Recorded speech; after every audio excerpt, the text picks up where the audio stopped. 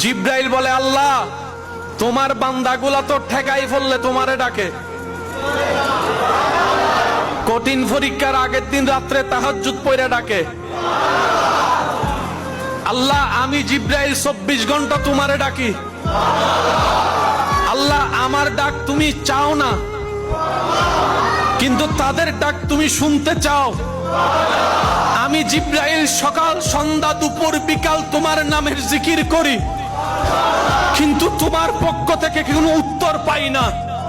আর জমিনের ছোট্ট ছোট্ট 3.5 লাখ বান্দার ব্যাপারে তুমি বলছো কোরআনে, ফাজকুরুনি আযকুরুকুম ফাজকুরুনি আযকুরুকুম। রব ডাক দিয়ে বলে, বান্দা তুই জমিন থেকে আমাকে ডাকতে দেরি, আমি রব উত্তর দিতে দেরি হবে না, উত্তর দিতে দেরি হবে না, উত্তর দিতে দেরি হবে না। জিব্রাইল বলে, আল্লাহ এত টাকা ডাকলাম তুমি একবার উত্তর দিলা না। মিকাইল বলে, তোমার নামে জিকির করলাম তুমি উত্তর দিলা না। আসমান বলে, তোমারে সিজদা করলাম তুমি একবার খুশি হওয়া দেখলাম না। এই বান্দাগুলোর জন্য তুমি এত খুশি হচ্ছ কেন? বান্দার জিকির শুনে খুশি হচ্ছ কেন? বান্দার আওয়াজ শুনে খুশি হচ্ছ কেন? বান্দার সিজদা দেখে খুশি হচ্ছে কেন?